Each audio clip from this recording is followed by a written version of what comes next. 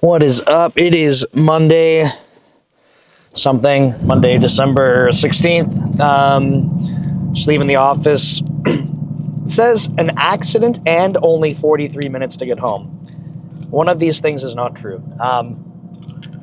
My throat's still a little messed up, so I apologize. We got a topic today from a commenter, and it says, I'm about to go back to college for computer science after about 6 years. Is there any advice you'd give to someone like myself on how to maximize the 2 years I have left? I don't know what the 2 years I have left part means. Like 2 years of going back to college, maybe. Specifically on ways to better your chances of getting internships and jobs. And overall advice, thanks for the great insights. So I think that's a cool one. This will be, as per usual, a stream of consciousness on different ideas. We'll remind folks that if you have questions you want answered, leave them in the comments. We'll try my best. And if you have something that's like more detailed, or you want to be anonymous when it's read out, just send me a message. Look for Dev Leader on social media. I'll read through messages on whatever platform. Happy to do that. I've had people write in emails and stuff, which is super cool. Offered a ton of detail, and it makes it way easier for me to give you less generic advice the more detail you provide. So this one, for example, this question is a little bit generic, which is fine, but I feel like it's still helpful to give some general advice for folks. So with that said, I think something that's interesting about this question, right? So they're going back to college. I should double check. I'm driving. I shouldn't do that now.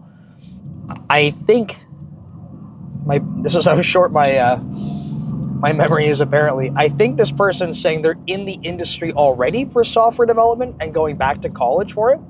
And maybe not. Maybe they're in industry and going back. So regardless, I think that there's something interesting here that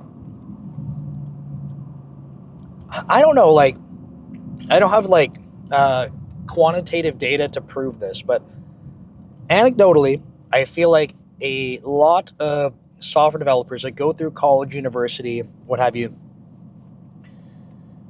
are, and you'll hear me talk about this all the time, but are very focused on like technical things, right? And it makes sense. Like, software development's a very technical field.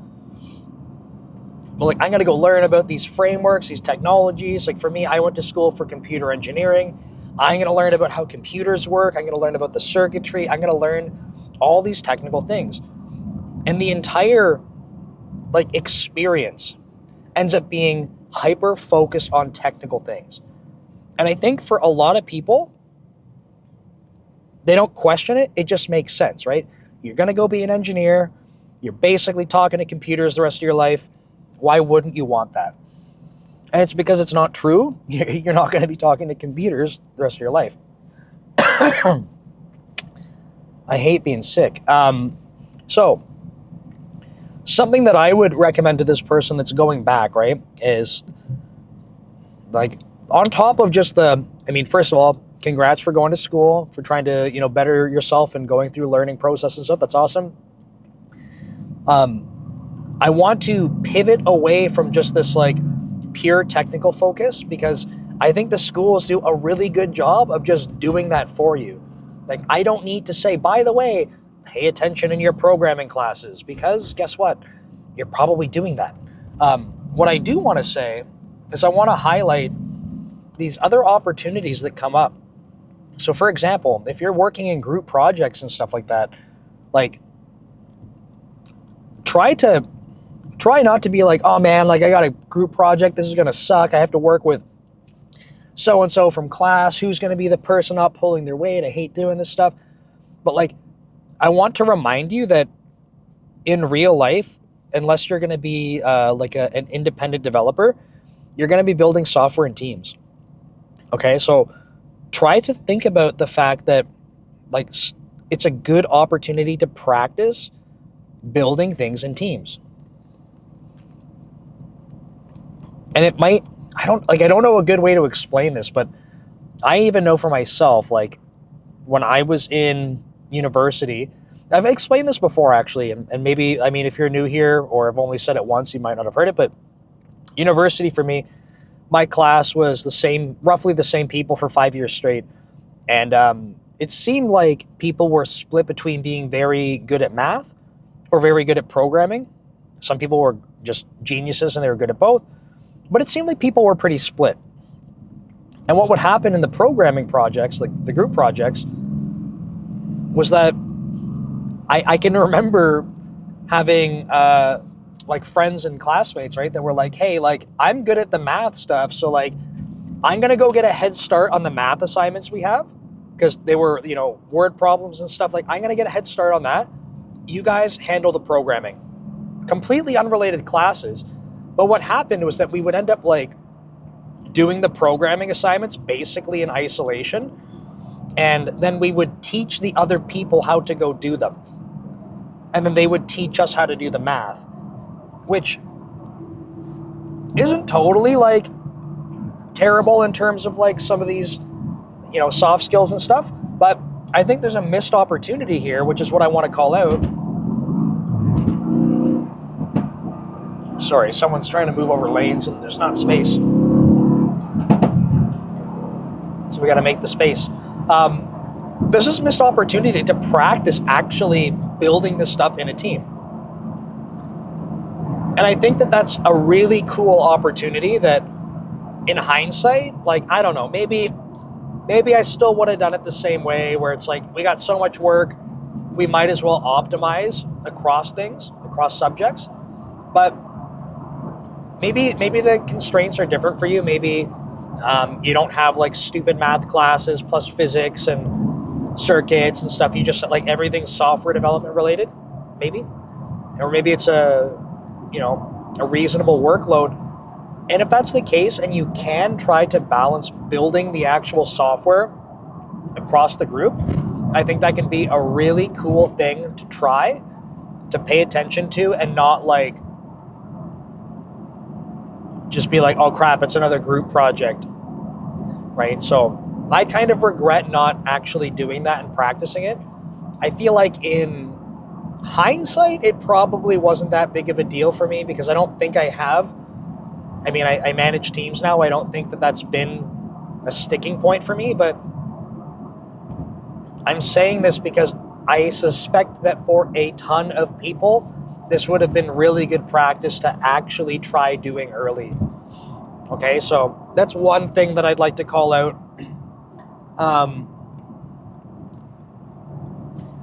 Let's see, I have a couple thoughts here and I want to make sure that I don't just jump to the obvious one for me, and I wanted to ask about internships and stuff like that. I think there's probably a really interesting opportunity here for leveraging LLMs more. So to give you an example, for myself in university, the programming courses were the easy ones for me. I was in the dichotomy, right? When I talk about the dichotomy in my class, like I was not good at math. I was really good at math in like high school. You get like 95s and everything without trying, and then I went to university and I was barely passing stuff, so like not a good time. But programming has always been very straightforward to me. I don't know why. It clicks really well. And I think that I had to learn how I learn, if that makes sense. And it took a long time for me to learn how I learn. And I wish that if I had access to LLMs, I think there could have been this really cool opportunity to be like, I'm stuck on this. Like, have ChatGPT or whatever you use explain it in different ways to you, because you might have some of the information your prof gave you and you're like, it's just not clicking. And instead of feeling like you're stuck and you hate school and you don't want to learn about something anymore, like, why not just ask it to explain it to you in a different way? Right? You could even say, hey, I'm a university student. Here's a topic. It was explained to me like this, blah, blah, blah. Doesn't seem to make sense. Could you explain it to me in some alternative way?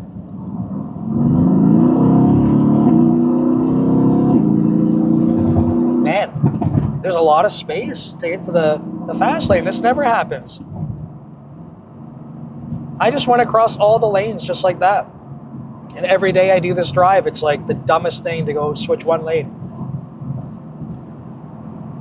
And it still says it's like red line for some accident, but like it's only 30 minutes to get home. It's crazy. So yeah, I think leaning into LLMs for alternate learning perspective could be huge.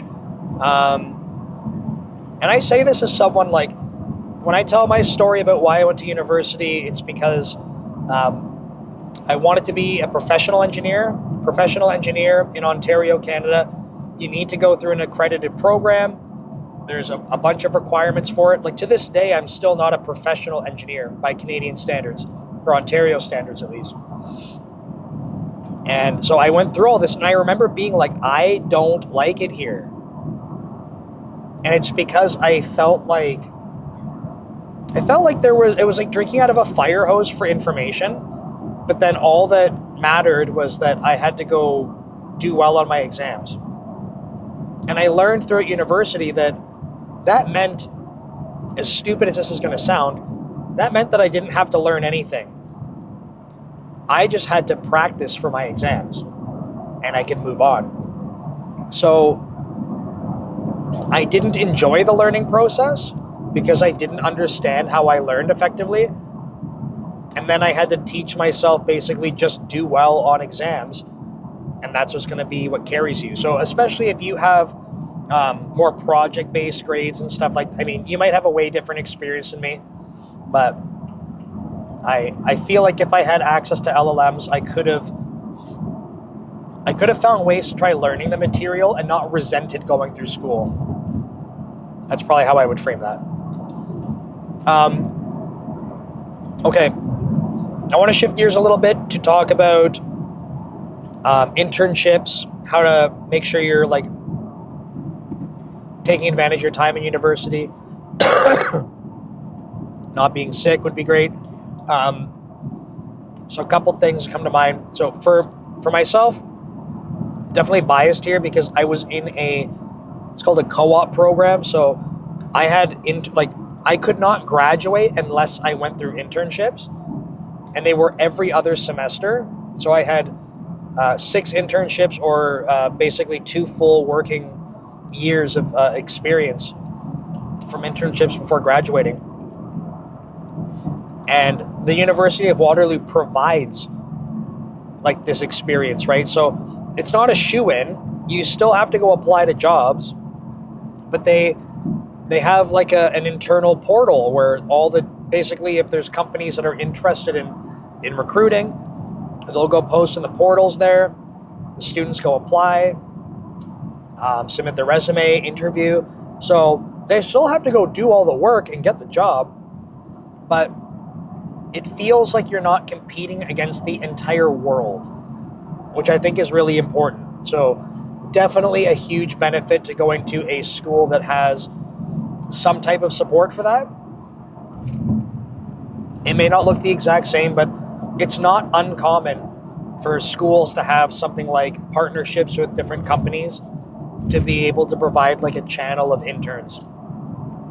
So if you're in a situation where you're thinking about going back to school, that might be something you might want to look at. Like, hey, does a school have a co-op program with internship support?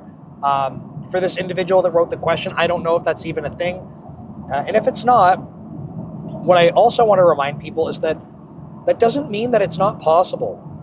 Okay, there are lots of companies that have internship programs. There are tons of them. Which is a good reminder for me. I have an intern that's going to be starting, and I have to the project's already defined and stuff, but I had to go like move the definition of it somewhere else, and I didn't do that today. So I have to do that tonight. Remind me. I don't want to forget. So, like, we have interns. I've had a bunch of interns at Microsoft in the 4.5 years I've been here. When I worked at Magnet Forensics before Microsoft, I had interns the entire time that I was at Magnet Forensics. I was there for 8 years. It wasn't just summer interns. We'd have them all the time. There are companies that really love having interns. So please, if you are in a position where you're like, oh man, my school doesn't have like an internship program, like it's not facilitated, don't give up on it. Please go look for companies that offer internships. Some people will say, because I see this online all the time, some people, and I've talked about this in one of the earlier videos, but there's a belief that you shouldn't work for free. And don't get me wrong, I don't like the idea. Okay, so I don't like the idea of working for free because, I mean, you're offering some type of value, right? And then people will say, well, that's companies taking advantage of people, which I think is, there's maybe some truth to that depending on the situation, but I don't like blanket statements like that. What I would say though, is if you've been, say you're applying for internships, you have the summer off from school, you've been applying, you're not getting anything. If your goal is to be able to, at the end of school, say, I have some working experience building real software, unless you want to go create that experience for yourself, my goodness, sorry. Unless you want to go create that experience for yourself, I think there's this opportunity to volunteer. And that might make you cringe. People might end this video right now. I know a couple of people that I've talked to that I've met through LinkedIn, and they're volunteering for companies. And they'll do it on weekends or whatever. They're like, I'm learning so much. I get to be exposed to these things. And like, they're totally okay with it. The difference here is like, I get that on principle, it feels crappy that a company is like, hey, we're not going to pay these people and they're going to work for us. I'm actually in one of these situations, it's like a nonprofit and someone's volunteering there. So it's nonprofit. They're probably trying to save money however they possibly can. And if people volunteer for the roles, like, that's great. They don't have to pay them. So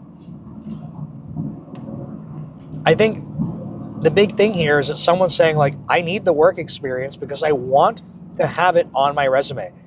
The work experience on my resume to whatever individual is worth having without being paid. I'm not saying that's the case for everyone. So it's very easy to hear some random dude talking in a car on the internet and being like, oh, this guy's an idiot. He's just, spewing garbage. I'm just telling you that for some people, this is very much worth it to them. And there's nothing wrong with that. Because what'll be very interesting is if someone's so against the idea and for some reason they're unable to get any work experience, in this case, let's say for the 2 years that you're, in this person's case, 2 years at college, and you had someone else that was able to, like, the whole time volunteer, their weekends or their evenings on some nights to go contribute to some code base.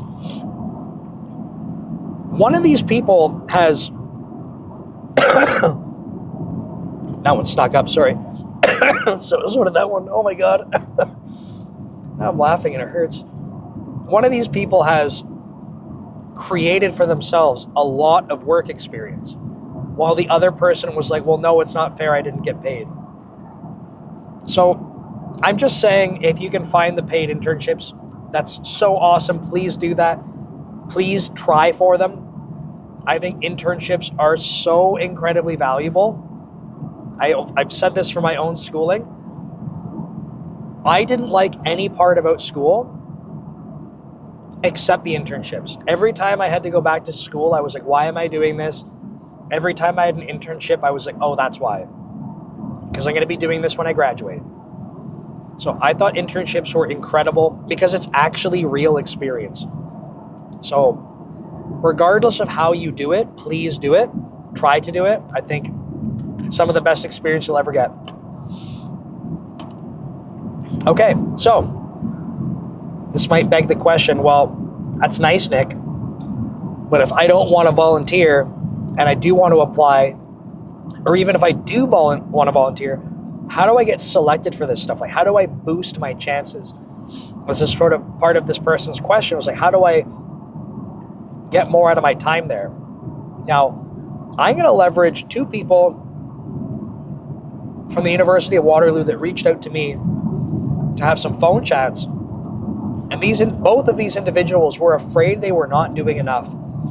And when they told me the things they were doing, I was like, you guys are doing like an order of magnitude more than I think the average person is doing in terms of trying to set themselves up for success for a job. So at schools, you might have opportunities like different clubs. So like robotics club, there could be any type of club that has something to do with a software component. You could go join that club and build the software for whatever the thing is. Look for that. That's an opportunity. You could jam that on a resume. You're going to learn things. You're going to be working with other people. It's real software. Go do it. Okay? That's one. Number two is just given that you're going to be around other people, other like-minded people.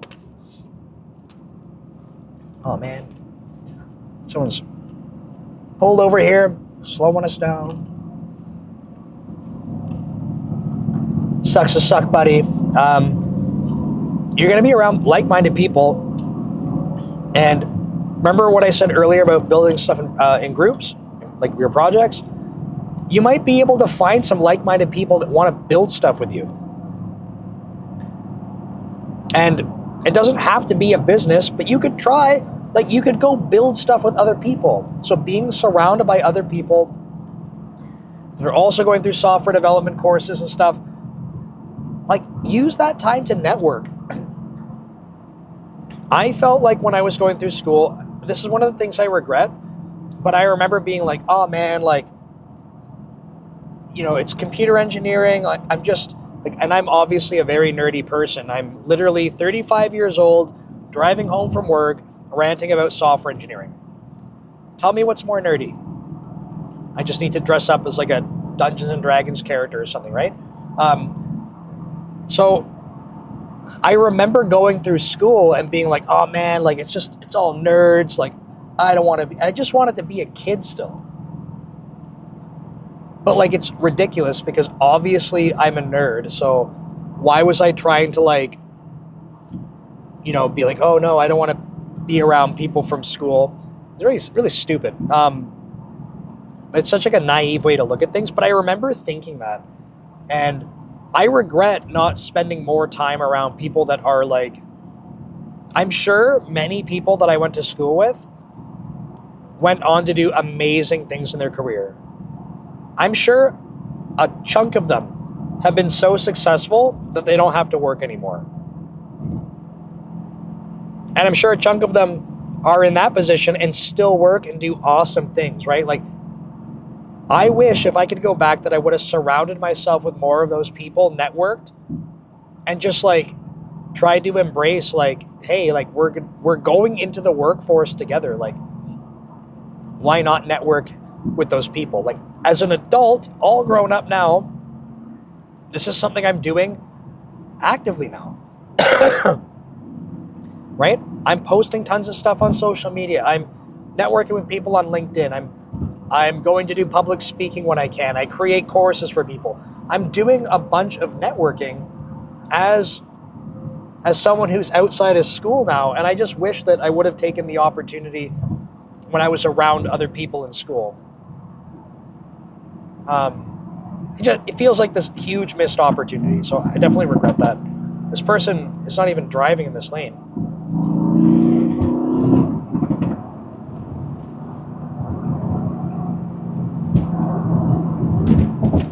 So weird.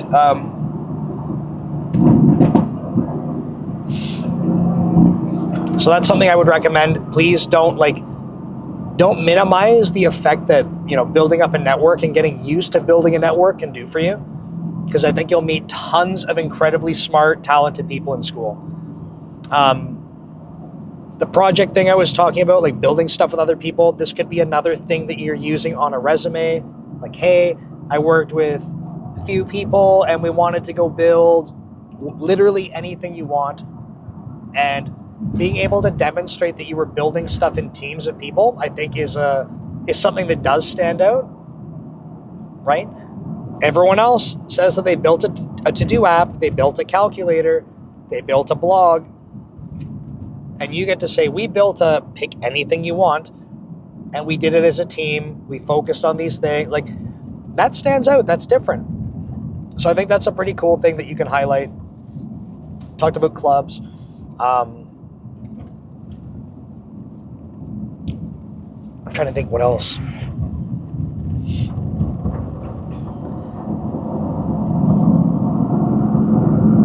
These guys were doing hackathons. So yeah, and I don't think you have to necessarily be at a college or university for this. But I remember did we do it? Yeah, we kind of did. I actually organized. It wasn't a hackathon, and it wasn't just computers. But there was like an engineering competition I helped organize one year,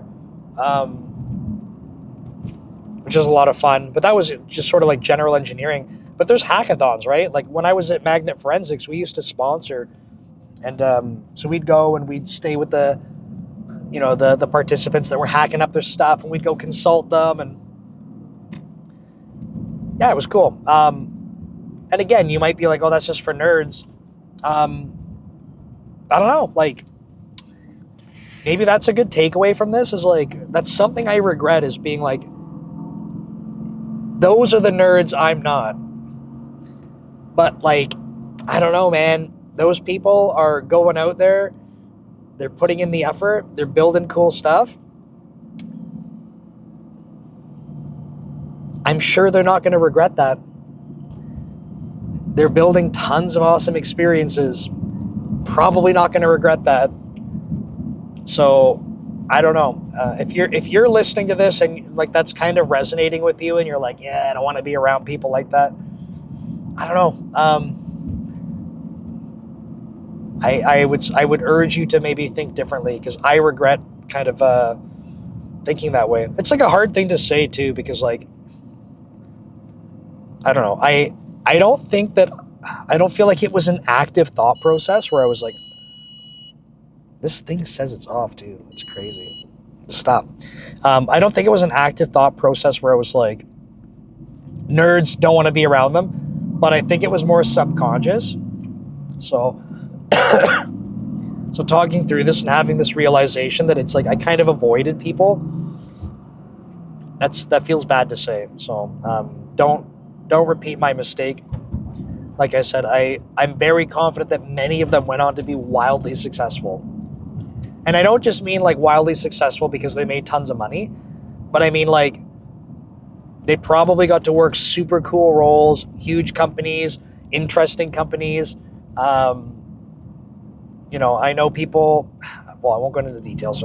I do know that people have had some really awesome experiences, and I've had times where I'm like, man, like I'm very jealous of them, which isn't good. So isn't it ironic that those people that I'm like jealous of how well their careers have gone, where I'm like, oh man, like, I could have asked them to go hack together some stuff for fun, and here I was being like, nah, like I'm cooler. So silly. So don't do that. I would say, what's another good takeaway here? I don't know if anyone else has a different experience with this, but I'll share mine. Your marks are only useful for anything that's school related. That's it. That's it. I have never in my life, as a hiring manager, I have never looked at someone's marks in school. For hiring interns, I was always curious, like, because they give us the marks. It was like, maybe their marks are crap. Were they at least like trying in their programming classes? Because I get not everyone has the same interests, right? Like I ended up being very bad at math. I couldn't imagine going for a job interview and someone being like, "Oh, why is your calculus mark low?" And then me being like, because I like to program and not do calculus, so I spend all my time programming, not doing calculus." And then being like, "Nope, not good for this job." It's silly. So like I have never used marks for anything ever.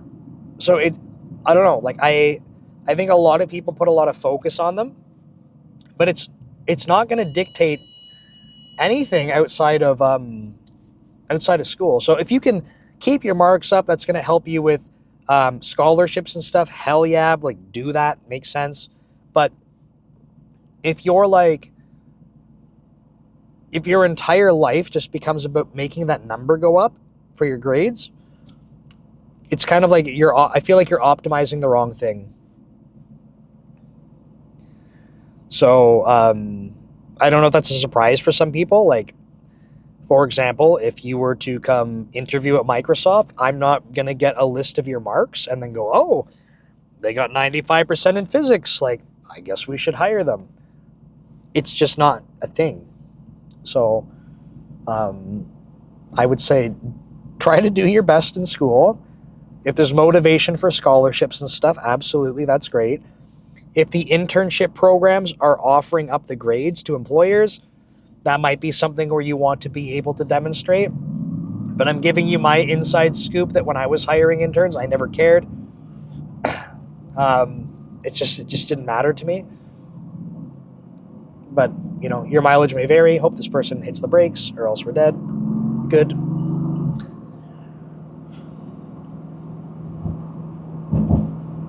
But yeah, overall, I don't know. Some people are like, hey, college, university you don't need that these days. I think everyone's different. I think if you are motivated to go to college or university, have that experience, awesome. I think it's great.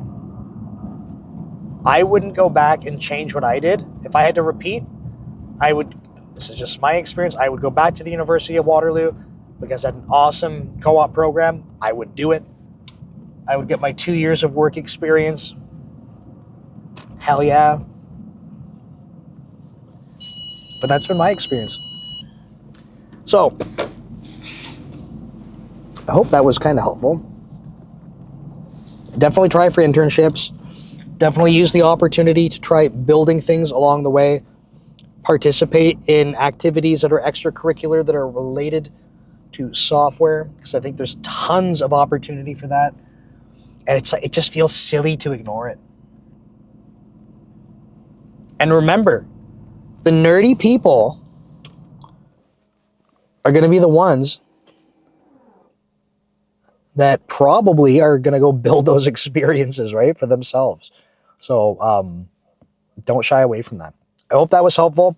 Thanks for watching. And a reminder, submit your questions below or send them in a message, and we will chat soon. Take care.